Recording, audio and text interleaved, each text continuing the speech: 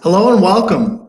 I'm your host, Brandon, Community Manager with University of Phoenix. And today we're having an honest conversation about the importance of well-being in the workplace. We'll be answering your questions on this topic and sharing about the Career Optimism Index, mastering your mind, the importance of support, and more. Joining us today are Dr. Randy Phelps, clinical psychologist and CEO of Given Hour, Kristen Griffin, University of Phoenix Vice President of Student Services, and Dr. John Woods, University of Phoenix Chief Academic Officer and Provost. Now, first up, Randy will be discussing more about the emotional well-being and support in the workplace. Randy, the floor is yours.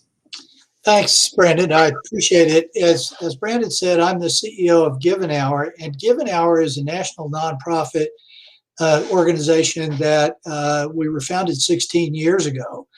And we were founded originally to give free mental health services to post 9/11 troops, returning troops and veterans and their families.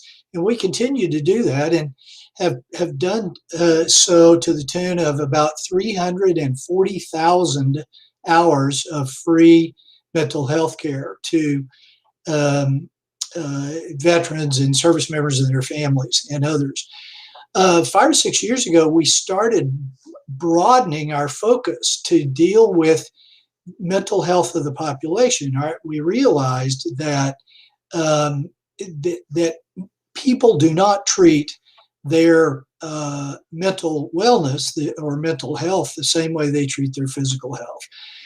And about 5 or 6 years ago, we partnered with University of Phoenix. And so what we are doing now is not only providing free services to populations in need, but also helping people understand their emotional well-being and their mental health and how to maintain those things.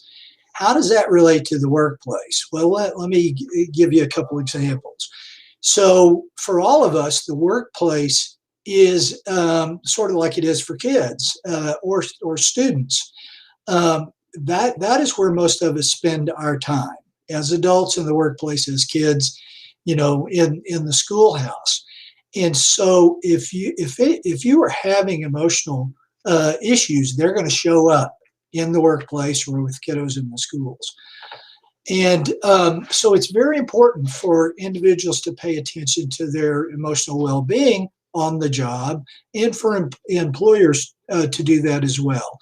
We've seen a lot of progressive companies and institutions like University of Phoenix who in recent years have paid attention.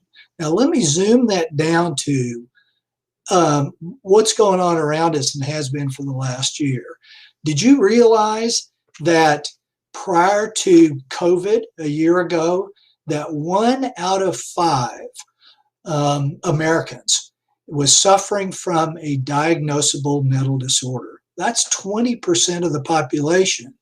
So any five people 1 out of those 5 is likely suffering from some kind of emotional disorder or upset. As a result of COVID and us being stuck in our caves is the way that I describe this, and now we're starting to crawl out. What we are finding is that as a result of the social isolation, of the tremendous losses that we've all experienced, and as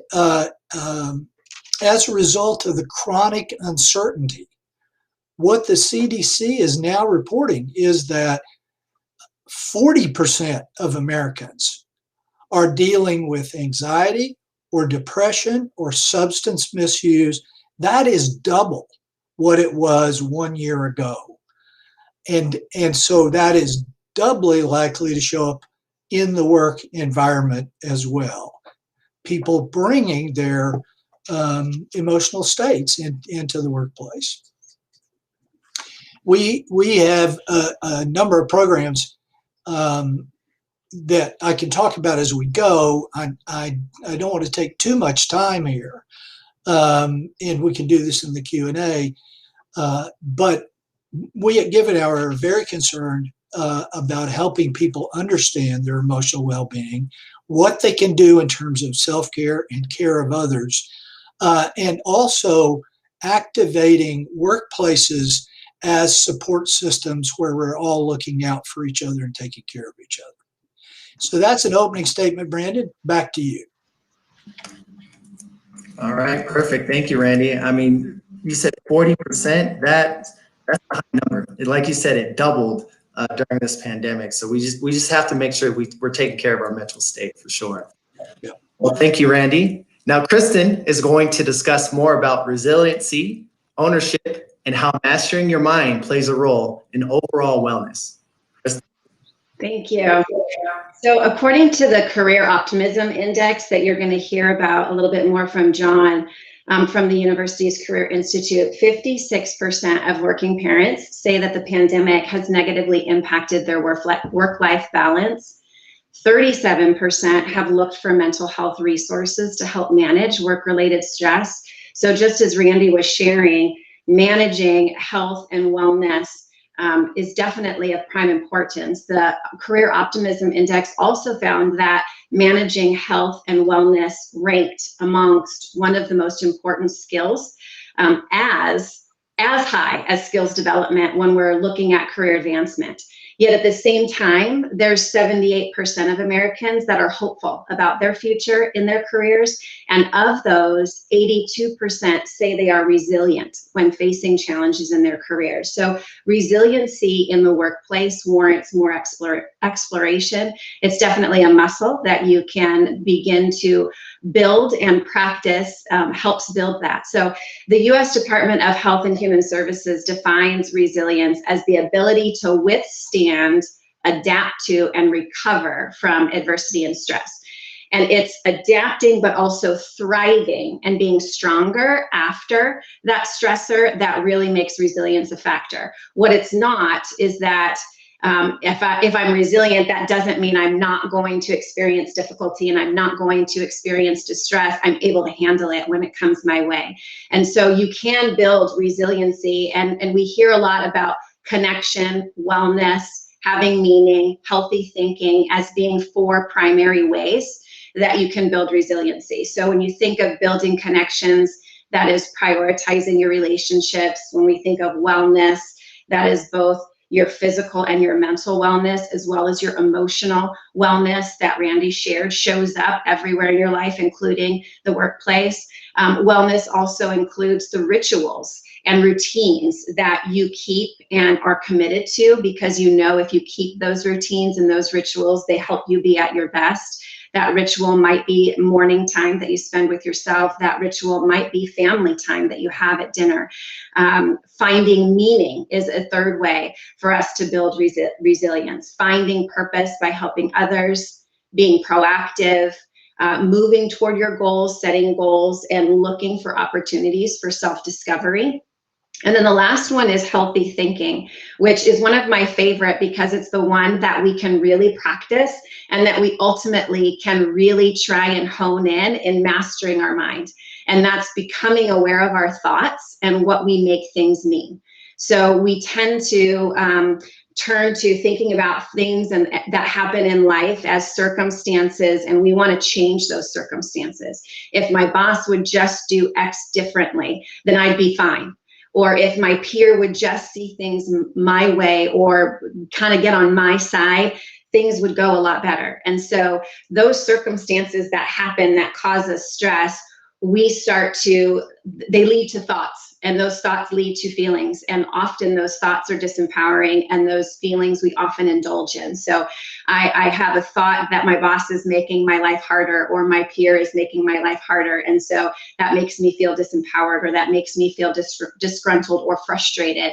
And so we act upon those thoughts and those feelings. And oftentimes those actions prove our thoughts true. So when I'm feeling frustrated or feeling disempowered, I don't show up and I don't act in the same way as if I'm feeling empowered.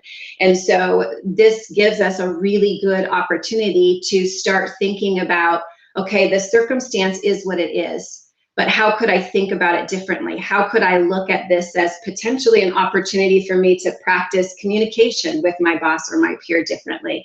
And therefore that leads to a different action and oftentimes a different different outcomes. So resiliency takes practice. It takes being aware and being intentional, which in the end can provide an effective mindset in order for us to apply the tools and take the actions in our daily life and in our careers.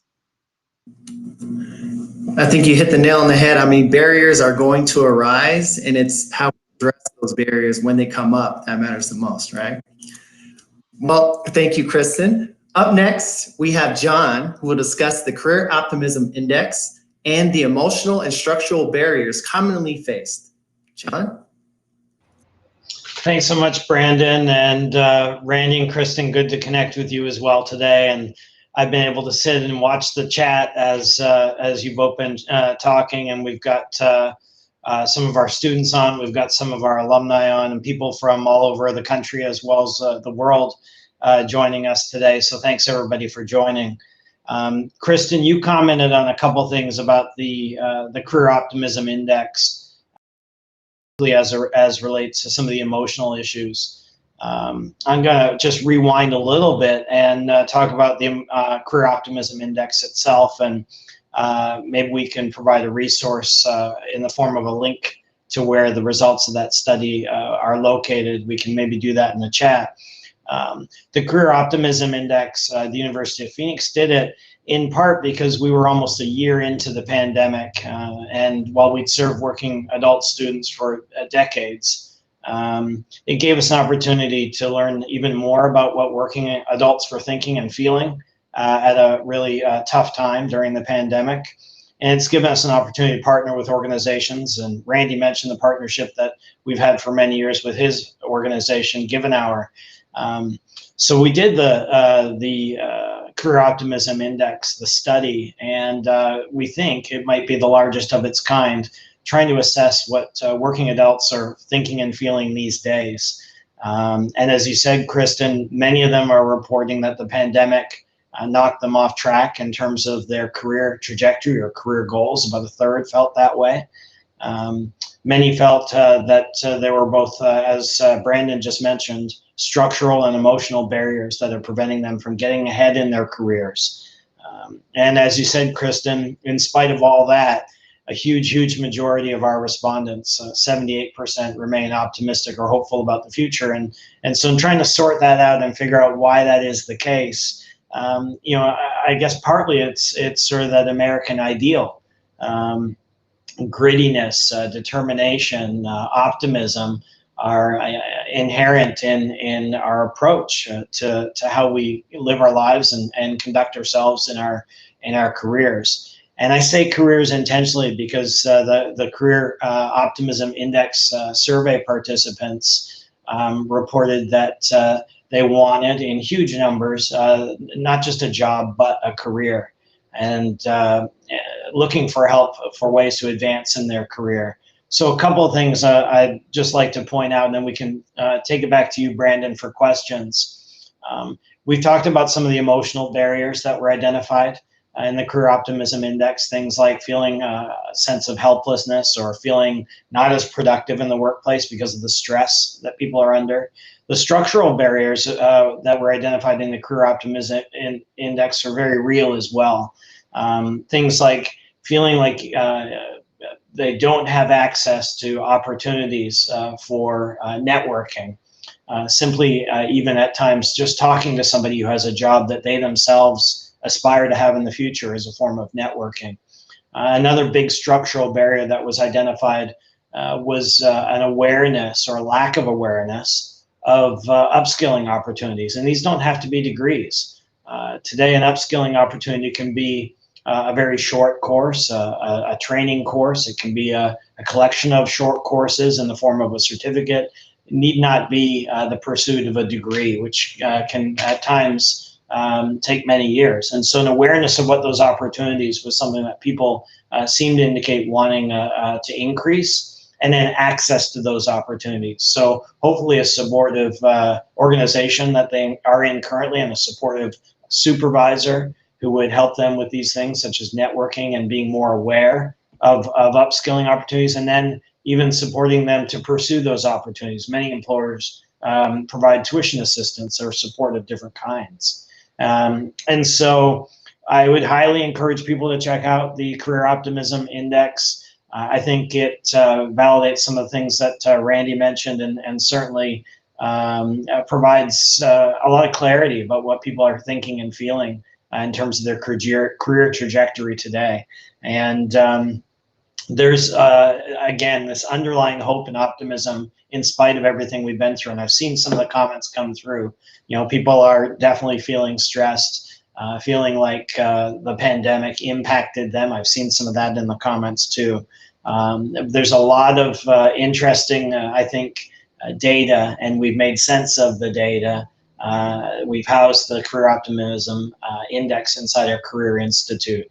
And it comes at a really good time that we did this, because we've also launched, and Randy is aware of this, and Kristen's groups provide this. We've offered career support for life, a suite of new services for our alumni that we can help them with their careers ongoing, not just while they're students, but for life. So we may get into that as well, Brandon, but those are some of the thoughts on the Career Optimism Index, and I think they really put a fine point on some of the things that Randy and Kristen both mentioned. Yeah, tapping into those resources that we all have available to us are, you know, also important, especially in this time that we're living through right now. Well, thank you, John. And now we're going to open the floor up to our questions and answers part of the stream.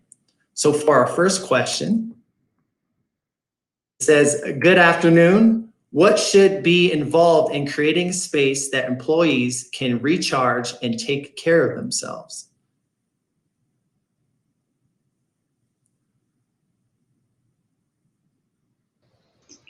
I hate to be delegate here, Kristen, but this is really up your alley in terms of your workplace. I've seen your office. Yeah. So there's a variety of ways that you could take this question. One is what you should be doing yourself, and another is what kinds of conversations you can be having with others to do that. So when I think of creating space for employees to recharge, and I think of how I can create that myself, the space is different for everyone. So first and foremost, it's understanding, what does that space need to look like for you? Is it time throughout your day to recharge and take a walk? Is it a ritual or a commitment that you need to keep for yourself? There's a lot of conversation around self-care and what that looks like in the workplace. And I always like to say that there's two ends of the pendulum of what that can be. So first, it can be taking a minute to just have rest. And maybe that is how can you get that rest throughout your day through breaks and what your breaks look like.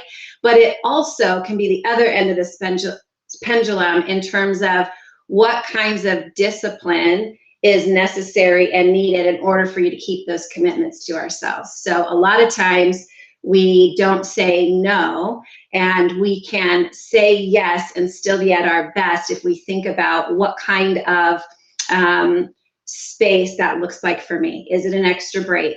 Is it a conversation? Is it connecting with people? Is it committing to my physical routine? Is it getting more sleep? It doesn't have to be huge. It can be a very small commitment that you build on.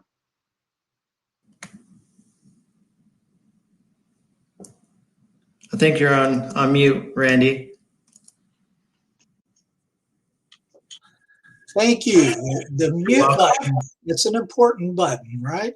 So thanks very much for allowing me to jump in. I thought that was really helpful, Kristen. And you broadened beyond the actual workspace and, you know, the physical workspace that we're in. And one of the things that we know as a result of this pandemic, which, by the way, it is not over, as somebody pointed out in the chat, but so many people who had no idea about working at home, now it is now the paradigm case. It's where people live. So those time and space barriers in an office, a break time, a break room, a quiet room, something like that, all of a sudden for most of us, we look up and those things are not available now. But so that you have to then impose into your work situation time for relaxation to take care of yourself, maybe a nap. And it's really important to do it out of the home environment as well, is what I'm trying to say. And let me broaden this a little bit more. One of the things that we teach in terms of maintaining your emotional wellness is what we call the 5 habits of emotional well-being. And some of these Kristen touched on directly. So one is literally take care of yourself. So take breaks, focus on yourself. Make sure that you're eating correctly and sleeping well, and so forth. Those physical kinds of things. The other is to check in with yourself and others. How am I doing emotionally? How are you feeling today? No, I mean really. How are you feeling? So that's the second of these 5 issues, healthy habits that we teach. Another is to engage others, family members, coworkers in this case, because if our relationships are not healthy, we are not emotionally healthy. So focus on your relationships, really extremely important. Have specific ideas about and go-to activities to relax. So some people read books, others do meditation. It really doesn't matter, whatever works for you, but make sure you have a go-to to build in relaxation. And then the 5th thing is what we call know the 5 signs of emotional suffering. I can talk about those later, but they really have to do with know how you're doing emotionally and those of your loved ones. Yeah, a simple thing I've done is set an alarm on my phone to remind me, hey, take a break, because, working from home and having that computer in front of you, it's easy to get sucked in and work. Absolutely. Then you burn yourself out. So yeah, I mean, just the little things like Kristen had said a little bit earlier. Well, we'll move on to our next question here. It says, what if your workplace feels like it doesn't allow for open conversation about your well-being? And that's from Cornelia F. I think that's a really excellent question, and I saw some recent data. And by the way, the Career Optimism Index is really very, very helpful, dynamite information and data. So I hope you will go and look it up, as John said. But another group recently looked at the wellness issues and how they're handled in the workplace, both from the perspective of the employees and the employers. And this was a nationwide study, like the Phoenix Career Optimism study was. And in this study, they found that employers thought everything was great, and what they were offering for mental health benefits through the EAP and the insurance and all of that was really supportive of the emotional well-being of the employees. Just the opposite from the employees. Wait a second. I do not. I feel the stigma here that I feel in the general the general world. The stigma about talking about how I'm doing. I can talk and chat about and deal with situations. I understand you had a heart attack. How you doing now? I hear you broke your leg last week. Nobody says, well, I've got clinical depression, and so today's a tough day. So the question really gets at something that's in our culture, I think, and that is, and I loved Kristen's word here, that is that we have to be intentional about sharing how we feel with others and intentional about showing our care for others. Now, that doesn't mean, I'm a clinical psychologist, that doesn't mean I say, hey, come sit on my couch and tell me your deepest, darkest secrets.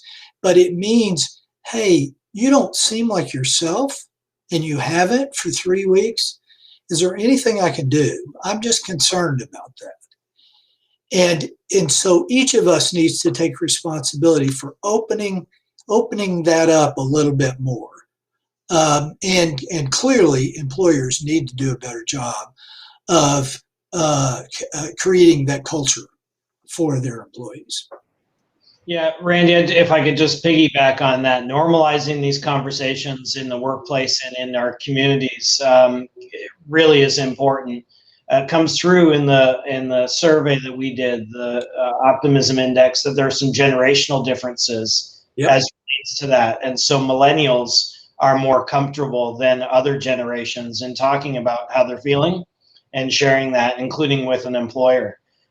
So I think normalizing those conversations will really help. And a couple of people ask questions, well, what if my employer doesn't recognize these things or doesn't appreciate these difficulties I'm having? And that's tough. And I think it's in large part because, as you said, from a societal perspective, these things aren't yet as normalized as they could or should be. So that's really critical, and everyone can contribute to that being more in the open and more normalized. Unfortunately, I think for some folks, they'll find themselves in situations where employers will not be open and helpful and receptive.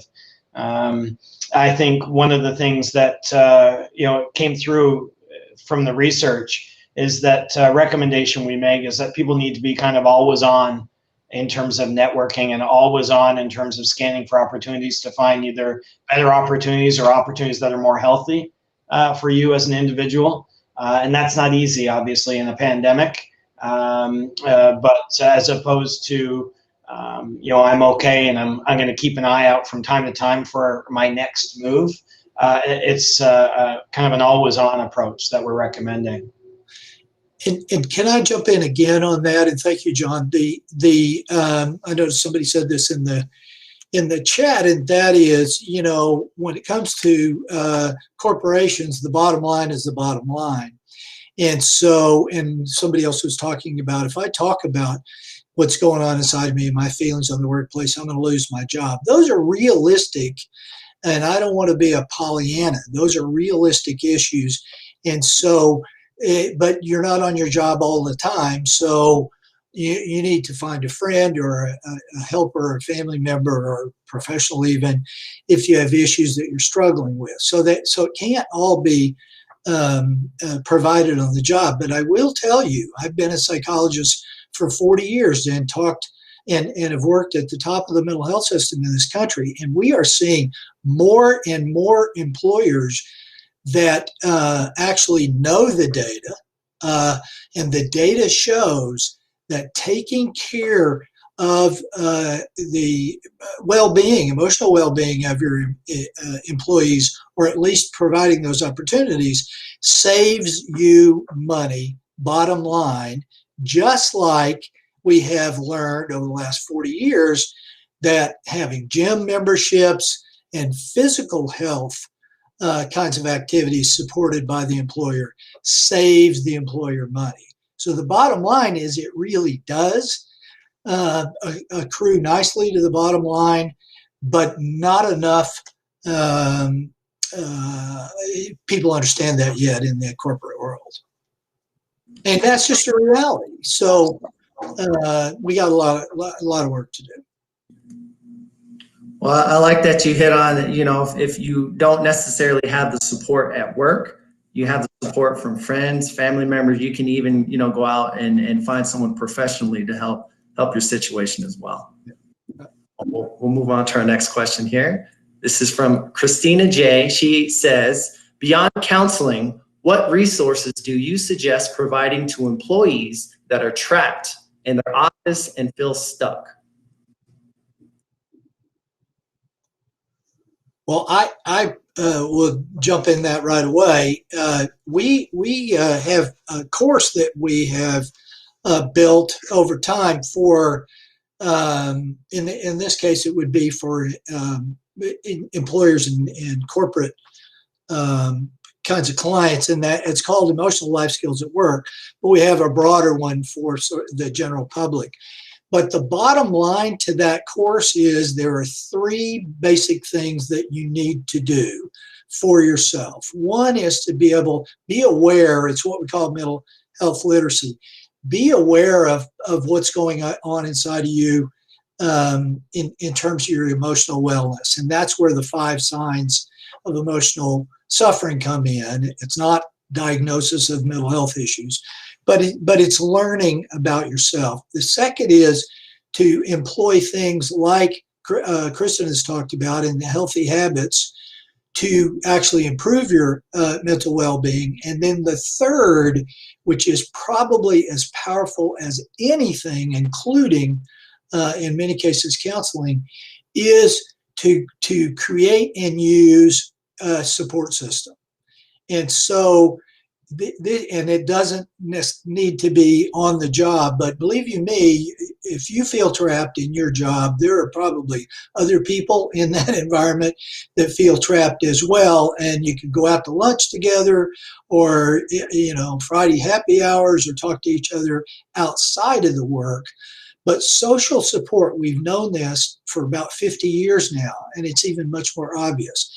Peer support, the connection with other people who have similar issues, is extremely powerful for positive mental health.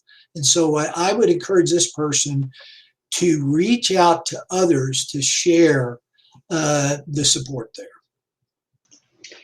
I would also add other resources that connect to what Randy was sharing. Can be very small things like mindfulness hours, cafes where people have the opportunity to come and discuss various topics, but at the same time connect with each other.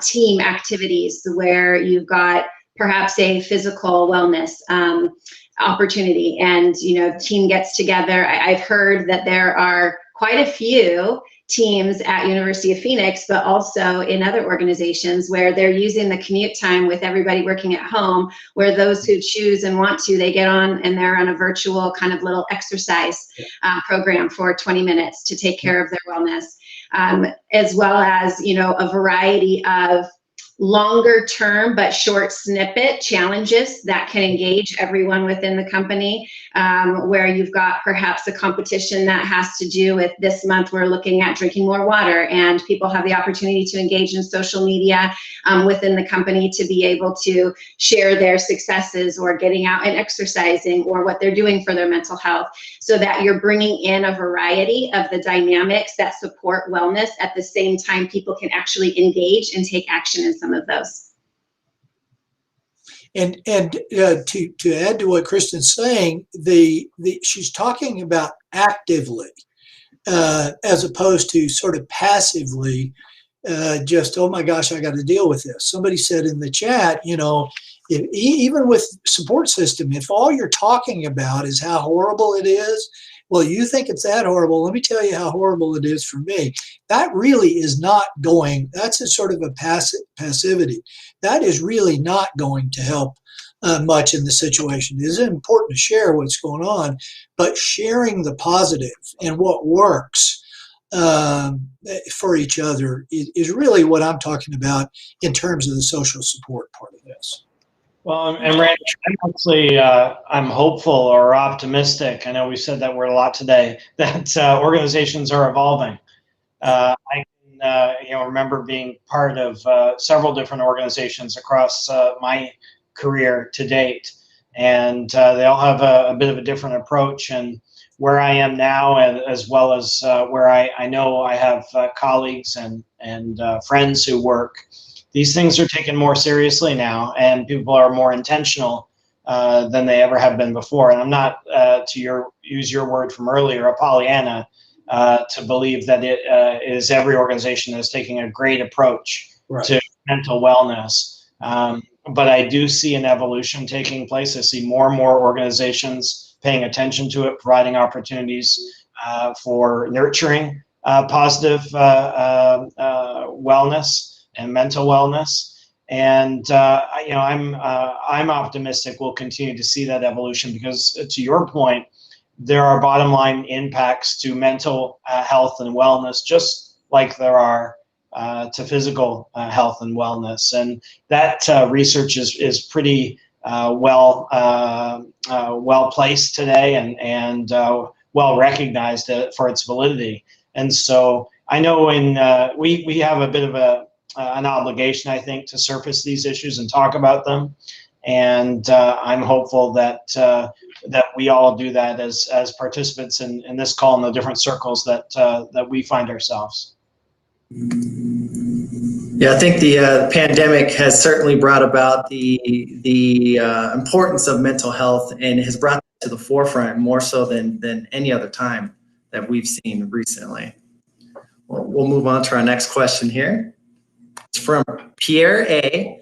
They ask, what are the methods to maintain morale, and how do you respond to people saying you have a job, that should be enough?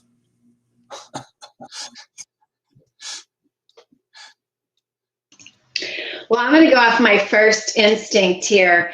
And I think if you're an employer asking that question and you're trying to maintain the morale of employees, I think it's vitally important to get down to the root of what your employees are looking for, what their goals are, what their values are, and how those values fit the values of the company, and what their key contributions, or they see as their key contributions and talents, and why they're there.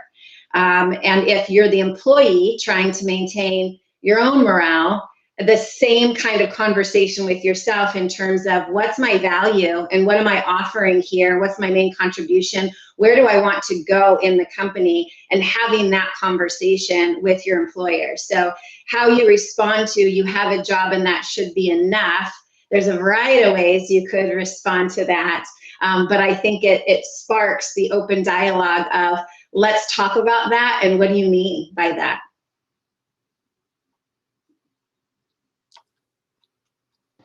Yeah, and I would go even one step further to say, if that's the environment and they're just not receptive to the evolution that I just talked about, then you've got to network, and you've got to keep your eyes wide open and look for opportunities that might be more healthy for you. And again, that's always easier said than done. When these days we talk about career progression and career trajectory, that shouldn't just mean necessarily a little bit more money or a better title. It should also mean the environment and how healthy it is and how supportive the employer is of these issues, because it's all those things that are vitally important to your health as an employee. I have to jump in here as well. I agree completely that the worst thing that we can do is suggest to people that like part of this question suggests is you're the problem. Just gut it up. That is not healthy. And if you find yourself in a situation, I'm going to introduce this 5 signs, and I know we don't have much time here, but the five things to look for in yourself that show you need to do something different in your life. These are the signs of emotional suffering. If you don't feel like yourself anymore, that's 1. If you find yourself agitated and angry all the time, that's 2. If you find yourself more withdrawn, even people who are introverts, that's a 3rd sign. 4th sign is, I'm not caring for myself. I'm taking abuse from other people. Bingo. And then the 5th one is, do I feel hopeless about the future? And that's a pretty serious one. You can see how somebody living in a situation characterized by this question can hit a lot of those signs. And I'm with John. You need to take better care of yourself and start looking for a different environment, because you perhaps don't have the position as an employee to make changes in the environment around you, but you can decide to go out the door. I wouldn't go out the door angrily. I'd make sure you develop your next place you're going, right? As Kristen said, you got to be resilient and bounce into the next one. So part of it is knowing your value and knowing your worth and what you're willing to deal with, Well, I think we have time for 2 more questions here. The first of the last that we'll see is from Andrea N. She asks, how do you get management to understand that there are unbalanced expectations causing employees stress? And I would say again, it may not be possible to do that. On the other hand, I do think that it's important to talk to supervisors about those kinds of things, to be open and honest about I'm just unable to meet these expectations. Is there some other way to approach this?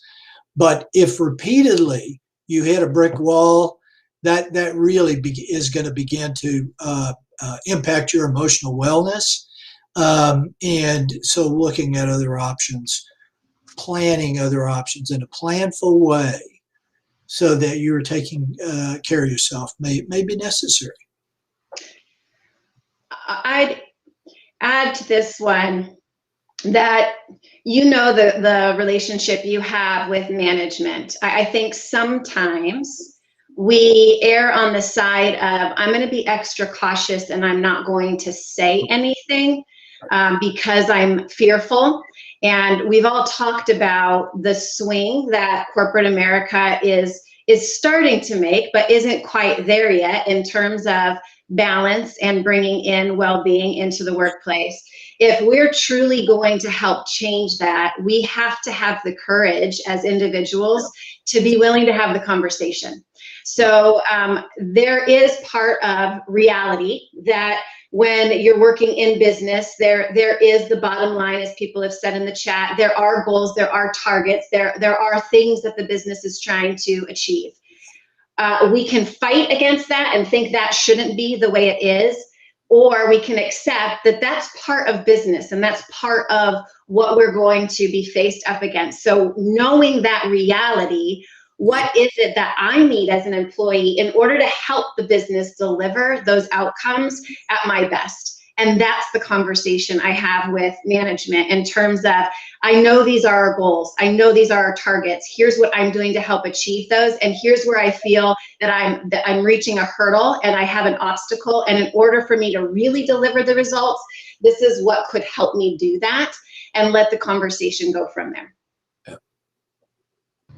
And again, not to sound overly optimistic, but in some of the circles I travel, I'm hearing from chief human resource officers that they're issuing RFPs for virtual mental health resources and adding those to their benefits package. So hopefully the tide is turning, and again, organizations are evolving on this front. And it won't be every organization that's doing those things, but we're hearing a lot more about that. And a lot goes back to me and you, and voicing our concerns and saying, hey, this is what we're dealing with, and what can our employers do to help us in this situation. Yeah. All right, we have time for one last question. It's from Jeff B. He asks, are there new career resources now available from University of Phoenix, and how do we tap into this? Yeah, I'll start with that one. So there are a ton of career resources available at University of Phoenix, whether you're a student or you're an alumni. So you can easily give us a call. You can easily tap into your student website and be able to access all of those resources. We've got career counselors, career advisors who are taking appointments with students and alumni. We've got academic counselors who are working with general guidance and pointing students to resources. We have a lot available on the website that is self-service in terms of being able to read articles, blogs, assistance with networking, which I've seen is blowing up in the chat in terms of desires and needs. We also have a whole slew of self-service resources that will help with resume review, resume prep, interview prep, and more. Excellent. Well, thank you, Kristen. And I'd like to thank our panelists for participating and thank our audience for tuning in. You can learn more about Given Hours, a week to change direction, taking place from May 10th to May 16th at givenhour.org/a week to change direction. You can also learn more about the Career Optimism Index at phoenix.edu/career-institute. Until we see you next time, Enjoy the rest of your week. Bye.